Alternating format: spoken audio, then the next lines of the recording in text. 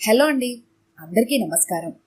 ఈరోజు మనం వలివేటి నాగచంద్రావతి గారు రచించిన స్నేహార్తి అనే ఓ చక్కటి కథను విందాం. ఇక కథలోకి వెళ్దాం. సాయంత్రానికల్లా వచ్చేస్తావుగా? ఆహా, ఏం లేదు, ఇన్ఫర్మేషన్ కోసం అంతే. నన్ను సిటీ బస్ ఎక్కిస్తూ అడిగారు మా వారు. వచ్చేస్తావుగా అన్న మాటలోనే వచ్చేద్దు అనే చిన్న అభ్యర్థన. అది నాకు అర్థమైంది. నవ్వొచ్చింది. రెండో ఇన్నింగ్స్లో ఉన్నాం మేము. ఫస్ట్ ఇన్నింగ్స్లో రాజ్యమేలేది మోజు మోహమైతే పిల్లలు పెద్దవాళ్ళై ఎవరి గూడు వారు ఏర్పరచుకుని ఎగిరిపోయాక మొదలయ్యే సెకండ్ ఇన్నింగ్స్లో భార్యాభర్తల మధ్య అల్లుకునేది అనుబంధం, అటాచ్మెంట్. ఆఫీస్ నుంచి రాగానే నేను ఇంట్లో కనబడకపోతే ఆయన గారి మొహం ఎంత డల్ అయిపోతుందో నాకు బాగా తెలుసు. కానీ నేనిప్పుడు ఏమాత్రం మెత్తపడదలుచుకోలేదు. వెళ్లేది ఎక్కడికి? రాధిక దగ్గరికి.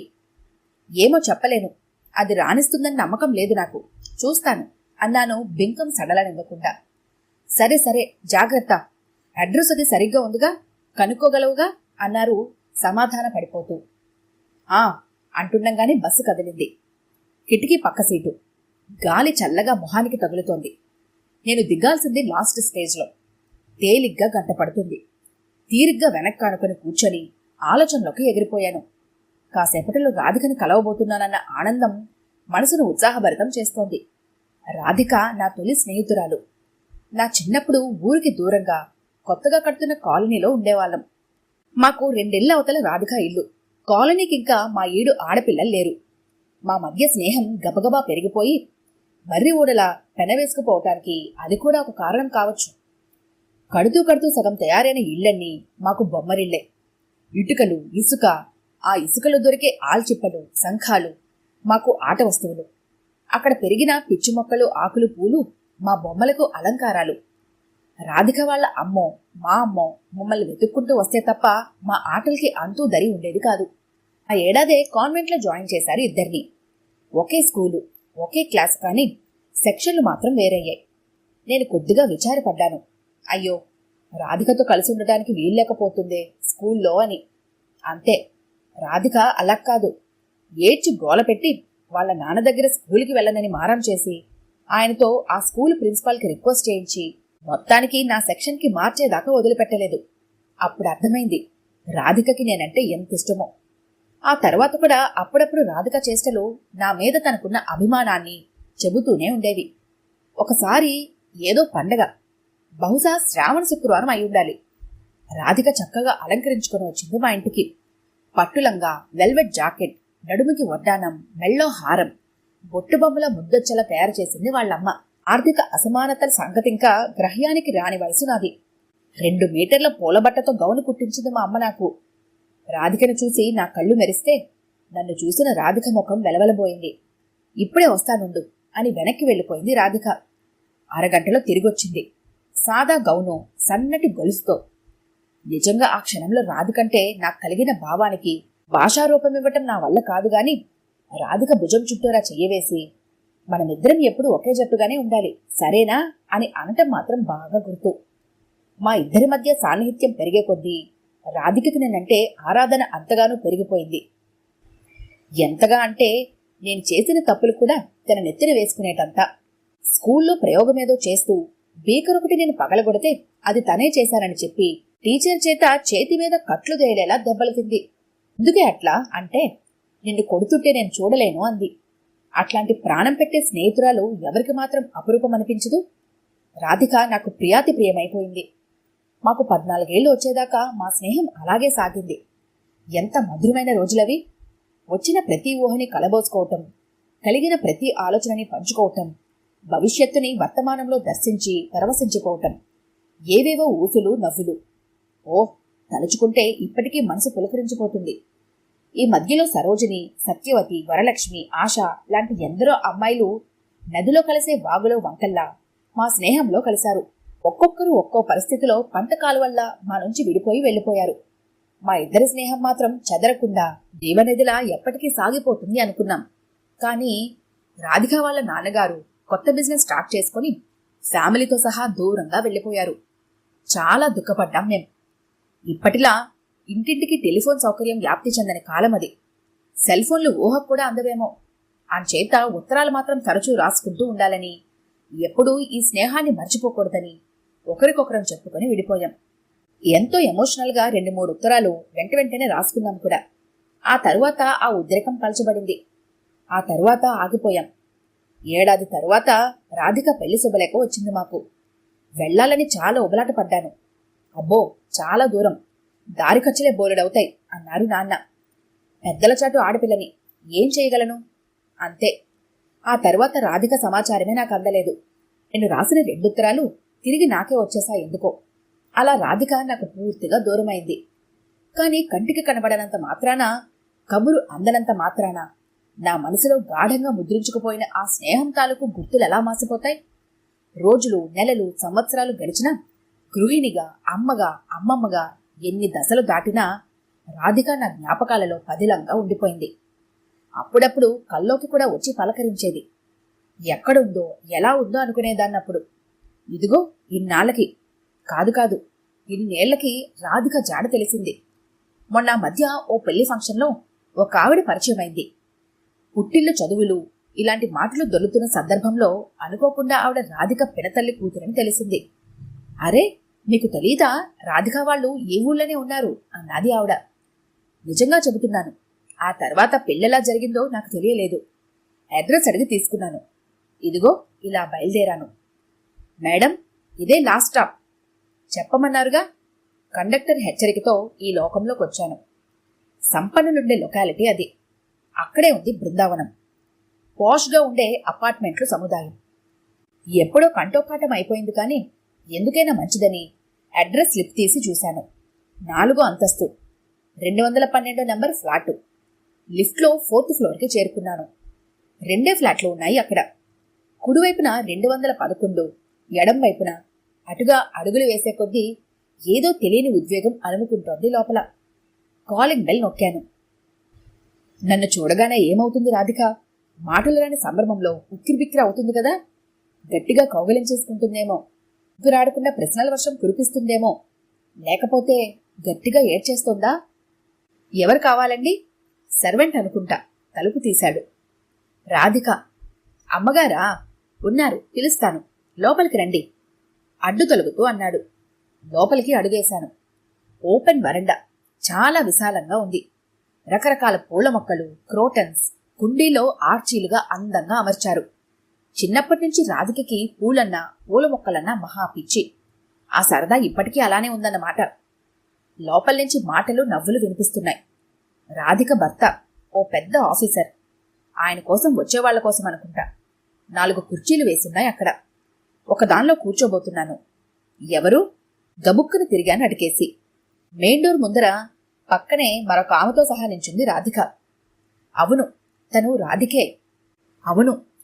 రాధికే. అనగకుండా గుబురుగా పొట్టిగా ఉండే ఆ నొక్కుల జుట్టు, ఆ పెద్ద కళ్ళు, ముఖ్యంగా పెదవి పక్కన పెసరబద్దంత పుట్టుమచ్చ. వయసు మళ్ళిందే కాని ఆ పోలికలు ఎక్కడికి పోతాయి? నా రాధికని ఎక్కడున్నా పోల్చుకోగలను నేను ఇందిరని చిరునవ్వుతో చెప్పాను. ఛ, నాలా చూడగానే గుర్తుపడుతుంది అనుకున్నాను. ఊహు, పోనిద్దు. 32 ఏళ్ల గ్యాప్. వయసు, కాలము, శరీరాకృతిలో ఎన్నో మార్పులు తెచ్చుంటాయి. తక్షణం తెలుసుకోకపోవడం పెద్ద తప్పేం కాదులే, క్షమించేయచ్చు. ఇందిరా? ఏ ఇందిరా? అదేదో వెల్ నోటెడ్ అయినట్టు పేరొకటి చెబితే ఎలాగా? కంఠంలో విసుగు. జంకాన్ నేను. నాకు తెలిసిన రాధిక ఇంత కటువు కాదే. మీరు మేము ఏలూరు అశోక్ నగర్ కాలనీలో ఉండేవాళ్లం మన చిన్నప్పుడు. దాదాపు 30 ఏళ్లకు పైబడిందనుకో. ఒకే వీధిలో ఉండేవాళ్లం, ఒకే స్కూల్లో చదువుకున్నాం. మర్చిపోయావా రాధి? ఎంత స్నేహంగా ఉండేవాళ్లమో అప్పుడు, ఎలా ఆడేవాళ్లం. అలా చెప్పుకోవాల్సి రావటం చిన్నతనంగా అనిపిస్తున్నా ఓ చిన్న ఆశ చెట్టుక్కున గుర్తుకొచ్చేసి చప్పున దగ్గరకొచ్చేకపోతుందా అని. అబ్బో, 30 ఏళ్ల కిందటి మాట కావచ్చులేండి. నాకు జ్ఞాపక శక్తి కొంచెం తక్కువే. సరే, అయితే ఏమిటి? అదే రాధిక రియాక్షన్. అంత వివరంగా చెప్పినా కూడా గుర్తుకు రాలేదా? వచ్చినా నిర్లక్ష్యమా? అదేమిటలా అడుగుతోంది? ఏం చెప్పని సమాధానం? నాలో ఉత్సాహం నీరు కారిపోతోంది. కనీసం లోపలికి రమ్మనైనా పిలవదే? రాధిక గారితో ఏమన్నా పనుందా? పర్వాలేదు, చెప్పండి. నేను మాట్లాడకపోవటం, తటపటాయించడం చూసి గుమ్మంలో ఉన్నావిడ అడిగింది కొంచెం సౌమ్యంగా. పనా? ఏం పని? తనతో పనుండి వచ్చానా నేను? అసలెందుకొచ్చాను? అప్రయత్నంగా నా తల అడ్డంగా ఊగిపోయింది. ఆవిడతో కాకపోతే మరి జనార్దన్ గారితో పనుండి వచ్చారా? మీది వ్యాపారమా? ఏదైనా ప్రాబ్లమా? టకటకా ప్రశ్నలు వేస్తోంది ఆవిడ. రాధిక భర్త సేల్స్ ట్యాక్స్ ఆఫీసర్. రాకకి ఏమర్థం తీసుకుంటున్నారో అర్థమవుతోంది. తెల్లబోయాను నేను. ఎంత అపోహ! నోరెత్తేలోపే రాధిక తనకంతా అర్థమైపోయినట్టు, ఓ ఆయన కోసమా అంటుంటే అదోలా మొహం పెట్టి, తను ఇంట్లో లేరు, ఒకవేళ ఉన్న ఆఫీస్ వర్క్ విషయాల్లో నేను అస్సలు కలగజేసుకోను, ఎంత స్నేహితులైనా సరే సారీ అంది మీరిక వెళ్ళొచ్చు అన్నట్టుగా సీరియస్గా. నాకు మతిపోతోంది. రాధి, నా మాటలు పూర్తిగా విని మాట్లాడు. నేను నీకోసమే. విరుచుకుపడింది రాధిక. ఏమిటండి ఇందాకటి నుంచి చూస్తున్నాను, అండి అండి అంటూ ఎంత రెస్పెక్ట్ ఇస్తున్నాను, నువ్వు అంటారేమిటి?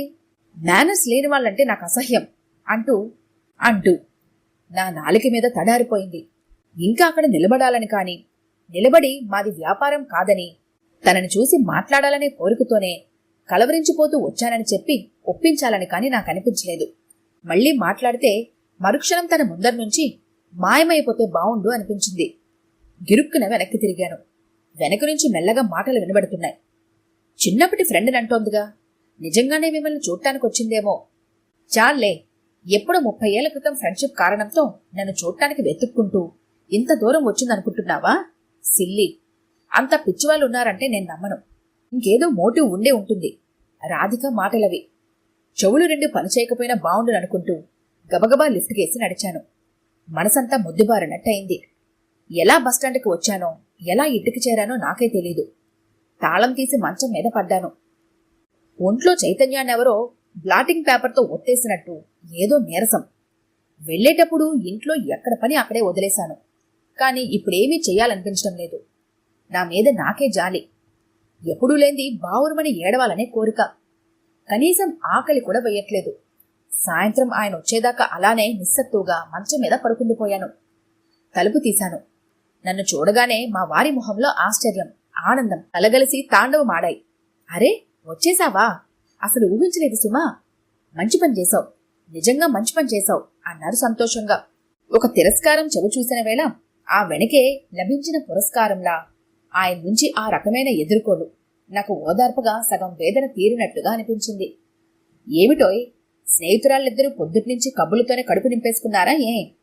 ఏమీ తిననట్టు మొహమలా మాడిపోయింది అంటూ ప్రేమగా పరామర్శిస్తూనే, ఇందు, నీకింకొక సర్ప్రైజ్, నీకోసం ఇంకొకరిని తీసుకొచ్చాను చూడు అన్నారు నవ్వుతూ.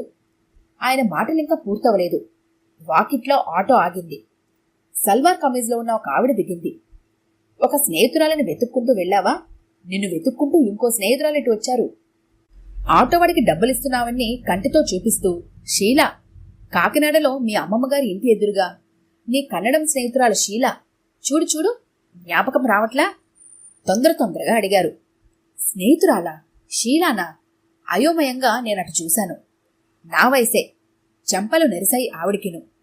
కాకపోతే ఆ డ్రెస్లో కాస్త చిన్నగా కనబడుతోందంతే. అదలా ఉంచితే తానెవరో ఏమిటో. ఏ ఆనవాళ్ళు దొరకట్లేదు.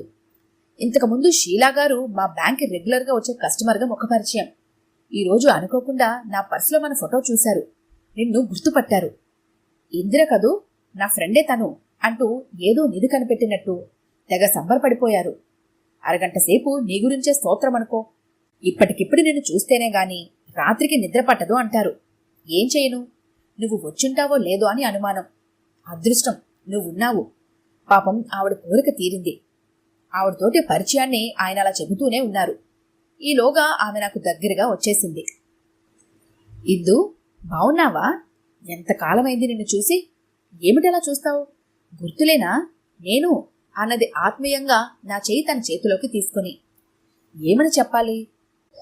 ఇంత దగ్గరగా చూసినా ఏ స్నేహితురాలి పోలిక పొడగొట్టడం లేదే. ఓ పక్క పరిచయమే లేదనిపిస్తుంటే ఆవిడ నా చేతులు పట్టుకోవటం, భుజం మీద చెయ్యి వేయటం నాకేమిటో కాస్త ఎబ్బెట్టుగా, ఇంకాస్త ఇబ్బందిగా అనిపిస్తోంది. మొహమాటంగా చెయ్యి విడిపించుకున్నాను. సారీ అండి, నిజంగా జ్ఞాపకం రావట్లేదు అని మర్యాదగా చెప్పాలని నా ఆలోచన. నాలుక చివరిదాకా ఆ మాట వచ్చేసింది కూడాను. భలే వారే, మిమ్మల్ని మర్చిపోవటం ఏమిటి? మీ గురించి, మీరిచ్చిన తీగ గులాబీ మొక్క గురించి, మీ అమ్మగారు చేసి పెట్టిన బిసిమిల్లా బాతు గురించి సందర్భం వచ్చినప్పుడల్లా చెబుతూనే ఉంటుంది. ఎవరిని మర్చిపోయినా ఫ్రెండ్ని మాత్రం మర్చిపోదండోయ్ మా ఇందు. హతోస్మి, ఇంకేం మాట్లాడను. నా వాలకం చూసి ఆవిడెవరో నాకు తెలియటం లేదని అర్థమైపోయినట్టుంది. వెనక నుంచి సైగలు చేస్తుండటమే కాకుండా ఆవిడ తనకు చెప్పిన కబుర్లోంచి కొన్ని తీసి నాకు హింట్ ఇవ్వటానికి ప్రయత్నిస్తున్నట్టున్నారు ఆయన. నాకు కొంచెం చిరాకు అనిపించింది. అసలే ఆశాభంగంతో అవమాన భారంతో ప్రాణం అలసిపోయినట్టుంటే ఎవరినో తీసుకొచ్చి ఈ నస ఏమిటి అని.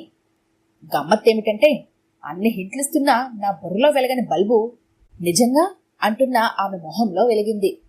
మామూలు బల్బు కాదు, 1000 వోల్ట్ల వెలుగు. నన్ను చూడగానే రాధిక మొహంలో వస్తుందన్నే నాశపడ్డ వెలుగు. ఆ వెలుగులో నాకు జ్ఞానోదయమయ్యింది. నేను చెయ్యబోయిన తప్పిదం నాకు తెలిసి వచ్చింది. రాధిక ఉదాసీనత నన్నెంత క్షోభ పెట్టిందో. మీరెవరో నాకు తెలియదని ఆమె మొహం మీద విరిచినట్టు చెబితే నా నిర్మోహమాటం తనని అంతే బాధపెట్టదు. ఏమైంది నా వివేకం? నా తొందరపాటుని కప్పిపుచ్చుకొని ఆయన కృతజ్ఞతగా చూశాను. నేనింక ఆలోచించలేదు. రాధిక చేసిన గాయం తాలూకు నొప్పి ఇంకా బాధిస్తూనే ఉండగా అదే తప్పు నేనెలా చెయ్యను? తానెప్పటి స్నేహితురాలో ప్రస్తుతం జ్ఞాపకంలో ఉండకపోవచ్చు. కాసేపు గతకాలాన్ని తిరగేసి అమ్మమ్మగారి ఊరు, సెలవుల్లో ఆ ఊళ్ళో గడిపిన రోజులు, ఆ ఊరి వాళ్ల పరిచయాలు, ఆ జ్ఞాపకాల తలుపులు తెరిచి వెతికితే ఎక్కడో ఒక చోట శీల దొరలకపోదు. ఈలోగా రాధికలా తొందరపడి నా కోసం స్నేహహస్తం చాచి వచ్చిన ఈమెనెందుకు బాధపట్టాలి? ఈమెను ఆదరించటంలో, ఆహ్లాదపరచటంలో తీరని నా స్నేహాత్మని తీర్చుకోవాలి గాని.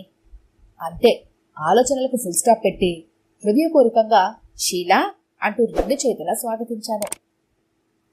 ఈ కథ కనుక మీకు నచ్చినట్లయితే లైక్ చేయండి, షేర్ చేయండి. మరిన్ని ఇంట్రెస్టింగ్ కథల కోసం మా ఛానల్ని తప్పకుండా సబ్స్క్రైబ్ చేసుకోండి.